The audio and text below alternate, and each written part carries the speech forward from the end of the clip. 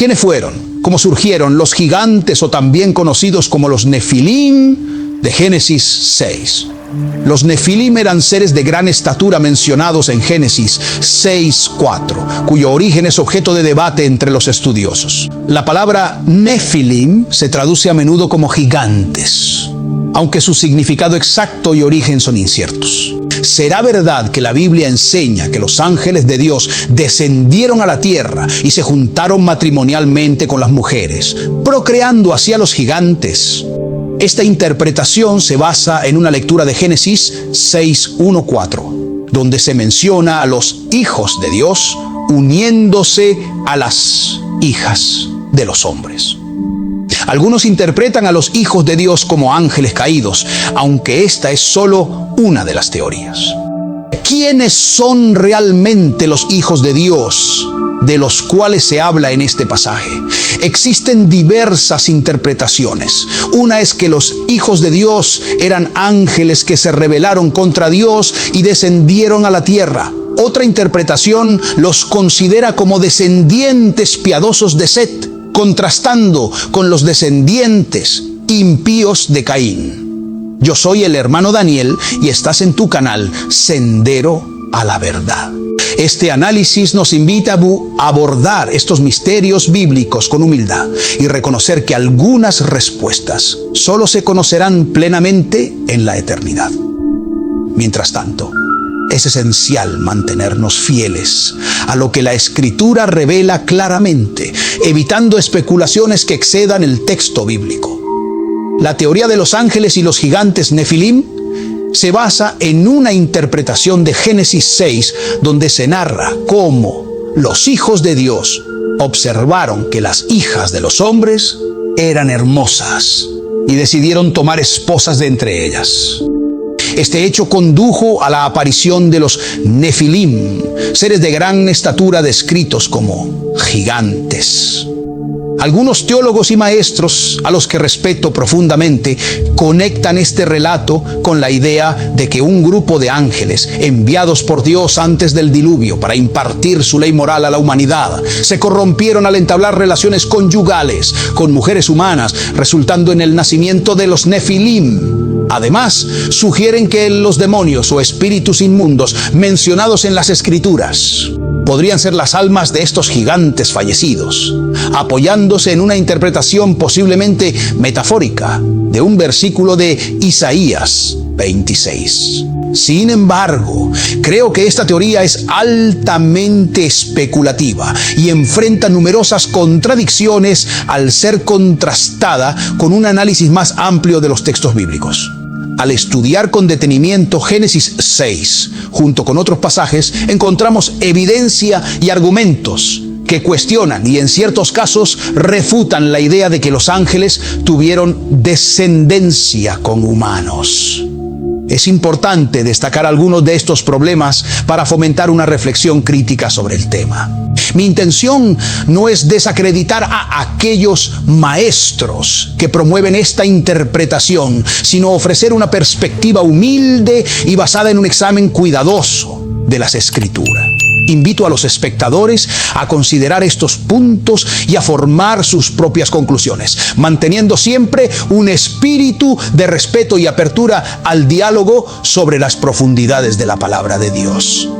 El primer problema que identifico con la teoría de los ángeles unidos a las mujeres resultando en los Nefilim es que sus fundamentos no se derivan directamente de la palabra de Dios, sino de fuentes externas y no canónicas.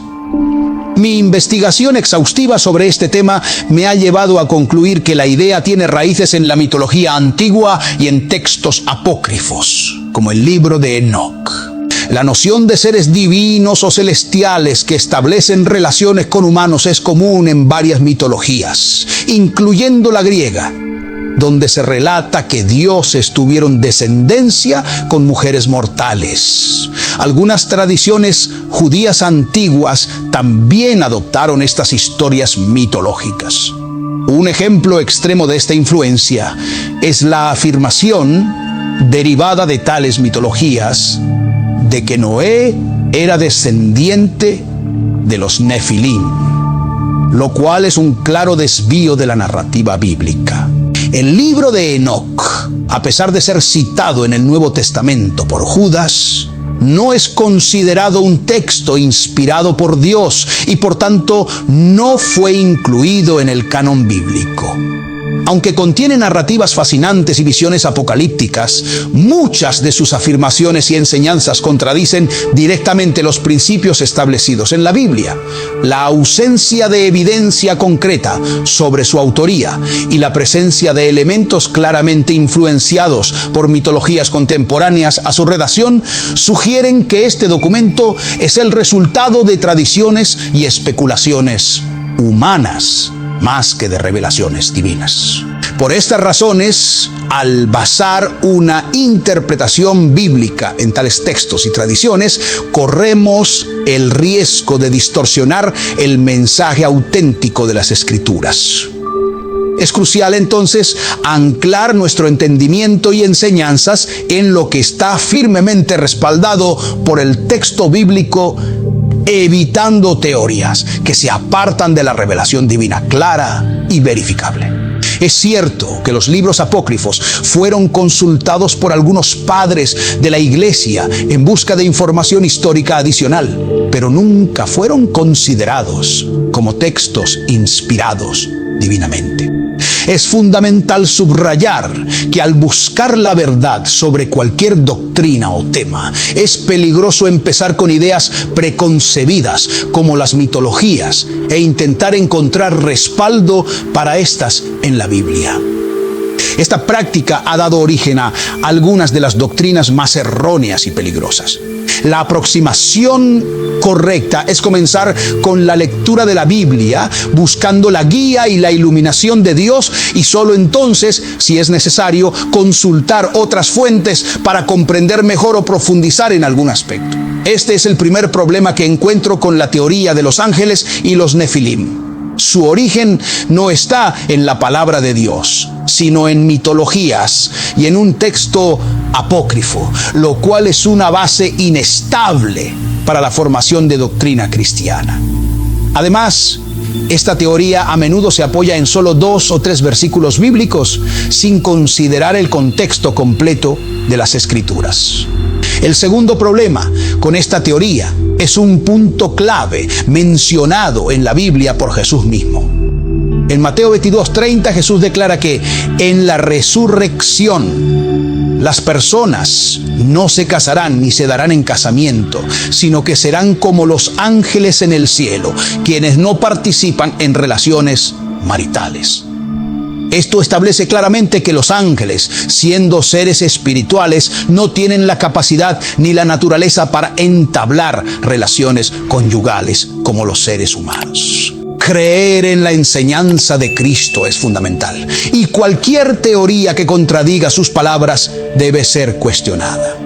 Los ángeles, como señaló Pablo, pertenecen a una categoría distinta de creación con cuerpos celestiales, diferentes de los cuerpos terrenales humanos. La idea de que los ángeles podrían asumir cuerpos humanos para relacionarse con mujeres contradice la naturaleza espiritual asignada por Dios a los ángeles. Para aquellos que argumentan que los ángeles pueden tomar forma humana, como se muestra en varios relatos del Antiguo Testamento, es importante distinguir entre tomar apariencia humana y asumir la esencia humana con todas sus funciones. Aunque los ángeles pueden aparecer como humanos, esto es fundamentalmente diferente de ser humanos en esencia. Solo Cristo Jesús asumió completamente la naturaleza humana.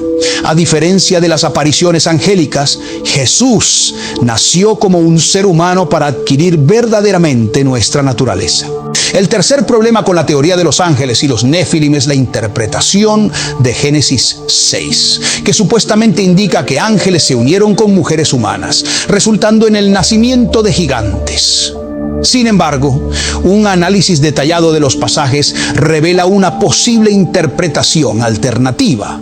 Aunque la frase hijos de Dios puede referirse a ángeles en algunos contextos, como en Job 1:6 también se aplica a los seres humanos en otros, como en Lucas 3:38, donde Adán es llamado hijo de Dios. Es plausible considerar que los hijos de Dios mencionados en Génesis 6 se refieran a la descendencia de Set, el hijo dado a Adán y Eva después de la muerte de Abel. Set representó el linaje a través del cual eventualmente vendría el Mesías. Este linaje se caracterizó por su fidelidad y adoración a Dios, comenzando con Enós, hijo de Set, cuando los hombres comenzaron a invocar el nombre de Jehová. Por otro lado, el linaje de Caín, marcado por la maldición divina, se distinguió por su perversidad. Por lo tanto, la expresión hijos de Dios unidos a las hijas de los hombres podría interpretarse como una referencia a las uniones entre los piadosos descendientes de Set y las impías hijas de Caín, lo que resultó en la corrupción del linaje piadoso. Esta interpretación sugiere un deterioro moral y espiritual, en lugar de la interacción física entre seres celestiales y humanos, como fundamento del relato de Génesis 6. Profundizando aún más en el análisis de Génesis 6, es crucial observar la frase, tomaron para sí mujeres, escogiendo entre todas, lo que destaca el pecado de los hijos de Dios al unirse con mujeres fuera de su linaje santo. Esta elección contravenía la instrucción divina de mantener la pureza del linaje del cual vendría el Mesías, evidenciando así el pecado del yugo desigual. En el contexto bíblico existían dos linajes fundamentales tras la muerte de Abel: el de Caín, maldecido por Dios, y el de Set, bendecido y santo. La unión de los hombres de linaje santo con mujeres impías constituye un yugo desigual, una práctica consistentemente condenada a lo largo del Antiguo Testamento. Por ejemplo, en Deuteronomio 7:3 se prohíbe a los israelitas casarse con los cananeos, y en Números 25 se castiga a aquellos israelitas que se unieron a las moabitas e idolatraron a sus dioses. Estos ejemplos subrayan la seriedad del yugo desigual ante los ojos de Dios. Esta interpretación se ve reforzada por las enseñanzas de Jesús acerca de los días de Noé. En Mateo 24:37, Jesús compara los días previos a su venida con los días antes del diluvio, enfocándose en las actividades cotidianas de las personas, como comer, beber, casarse y darse en casamiento, sin mencionar en ningún momento la intervención de ángeles en estos asuntos. Este enfoque en la conducta humana, en lugar de en la intervención angelical, sugiere que la preocupación divina radica en la corrupción moral y espiritual de la humanidad, y no necesariamente en la interacción física entre seres celestiales y humanos.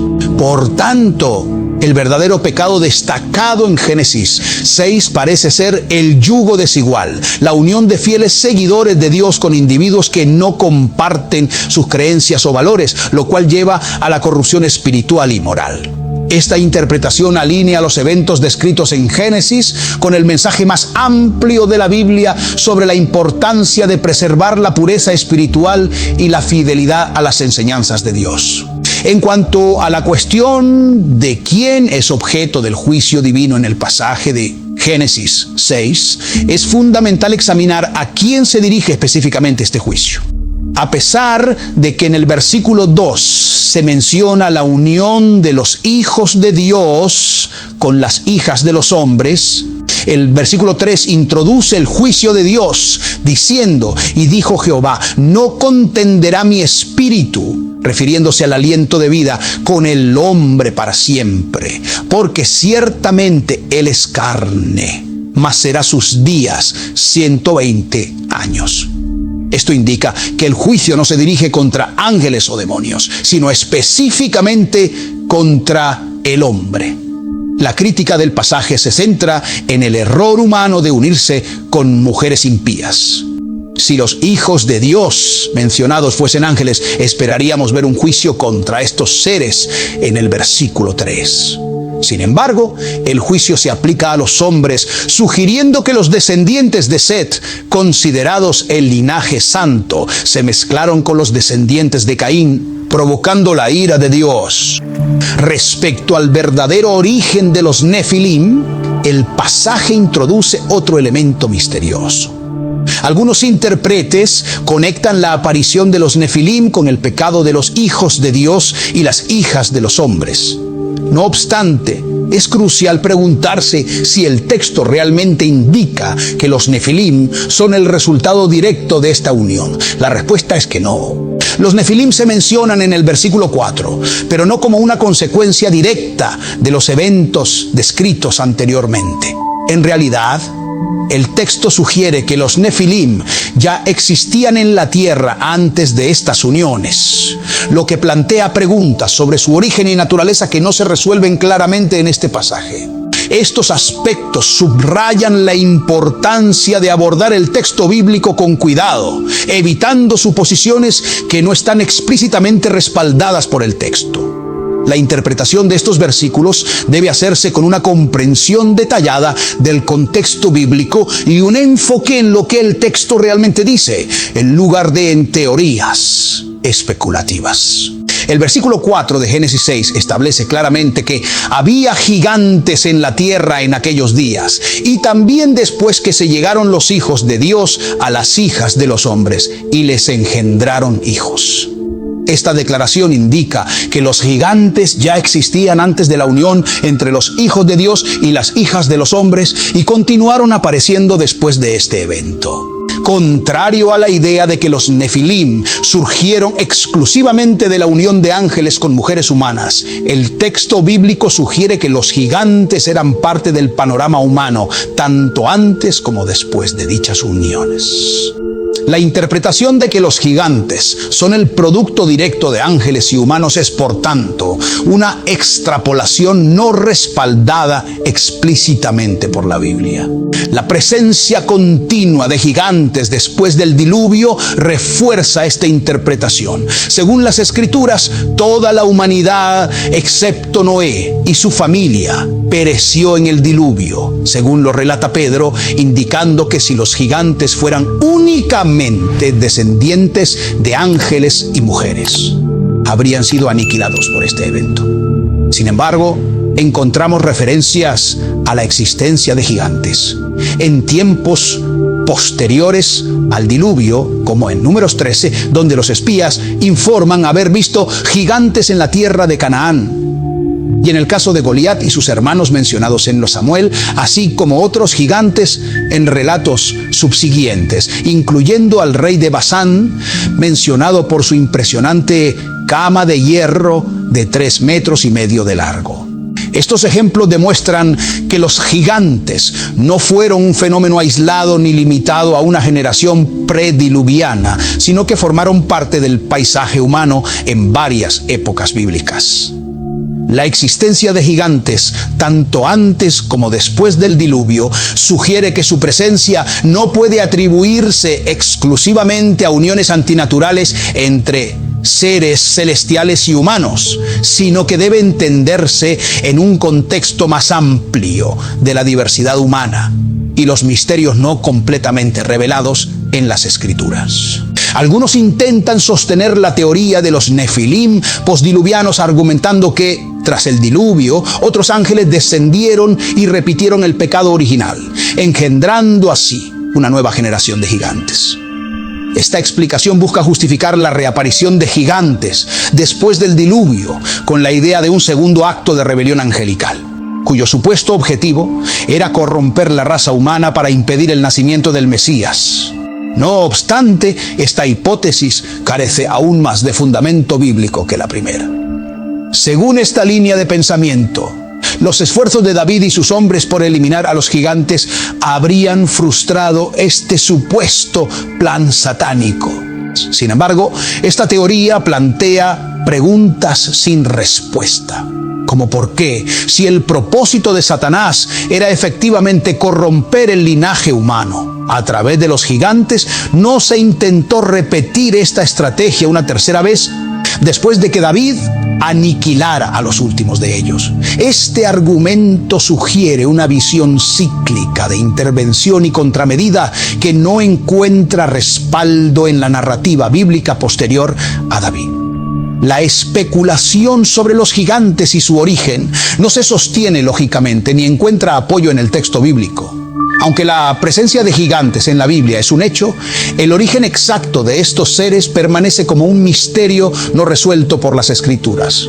No hay evidencia clara que sugiera que la existencia de gigantes sea el resultado de uniones entre ángeles y mujeres humanas, como algunas teorías postulan. Más bien, el tema de los gigantes parece ser una de las muchas cuestiones que la Biblia no explica en detalle, dejando abierta la posibilidad de diversas interpretaciones, sin afirmar definitivamente una causa biológica o sobrenatural específica. Por tanto, la falta de evidencia bíblica firme para estas teorías nos invita a abordar el tema con cautela, evitando conclusiones especulativas que excedan lo expresamente revelado en las Escrituras. La discusión sobre los gigantes en la Biblia sirve como recordatorio de los límites de nuestro entendimiento y la importancia de centrarse en las verdades fundamentales de la fe cristiana en lugar de en misterios no esenciales para la salvación. Respecto a Judas, versículo 6, donde se menciona a los ángeles que no guardaron su dignidad, sino que abandonaron su propia morada. Es importante considerar que este pasaje podría referirse a la rebelión original de Lucifer y sus seguidores, quienes se convirtieron en Satanás y los demonios, en lugar de aludir a un supuesto pecado de ángeles con mujeres en el tiempo de Noé. La expresión no guardaron su dignidad y abandonaron su propia morada puede interpretarse como que estos seres no respetaron el estatus y la posición que Dios les había asignado, optando en cambio por rebelarse contra Él. Algunos de estos ángeles caídos fueron confinados en prisiones eternas, mientras que otros operan en los dominios aéreos, indicando una diferenciación en el castigo y las actividades de los ángeles caídos. En cuanto al pasaje de 1 de Pedro 3, que menciona a Cristo predicando a los espíritus encarcelados que desobedecieron en tiempos de Noé, es razonable interpretar que se refiere a los seres humanos que pecaron y perecieron en el diluvio, y no específicamente a ángeles caídos. La Biblia utiliza el término espíritus, no solo para referirse a seres angélicos, sino también a personas fallecidas. Este pasaje sugiere que Jesús, en su estado espiritual post-morte, proclamó el juicio a las almas de aquellos que vivieron en los días de Noé, evidenciando las razones del juicio divino. Sin embargo, esto no implica que Jesús ofreciera redención a estas almas, sino que les presentó la evidencia de su condena, en consonancia con la función profética del arca, como prefiguración de Cristo, como salvación. Estas interpretaciones subrayan la importancia de contextualizar y analizar cuidadosamente los pasajes bíblicos, evitando extrapolar significados que no se ajustan claramente al texto. La tendencia a buscar respuestas definitivas sobre temas complejos y misteriosos debe equilibrarse con un enfoque humilde y una adhesión a lo que las Escrituras revelan explícitamente, manteniendo una postura de apertura hacia las áreas de la fe y la historia sagrada que permanecen envueltas en el misterio. Por lo tanto, el análisis de los pasajes mencionados no respalda la teoría de que los ángeles se unieran con las hijas de los hombres para engendrar a los nefilim. Concluyendo esta discusión, queridos hermanos, no encuentro fundamento en la teoría especulativa de que ángeles descendieron y se unieron conyugalmente con mujeres, resultando en el nacimiento de gigantes. La cuestión sobre el origen de los gigantes permanece como un misterio, pero parece claro que, al menos, no se deriva de la teoría previamente mencionada. Sin embargo, estoy interesado en conocer tu opinión sobre este tema y escuchar tus reflexiones al respecto. ¿Qué piensas sobre la interpretación de estos pasajes bíblicos y sobre la teoría de los ángeles y los nefilim? Tu perspectiva es valiosa para continuar este diálogo enriquecedor. Recuerda también mostrar tu apoyo con un like y compartir este video para fomentar la discusión entre más hermanos en la fe. Este intercambio de ideas nos ayuda a crecer espiritualmente y a profundizar en nuestro entendimiento de las Escrituras, manteniéndonos unidos en la búsqueda de la verdad. Espero que este video haya sido de gran bendición para tu vida. Yo soy el hermano Daniel y conmigo será hasta nuestro próximo video. Dios les bendiga.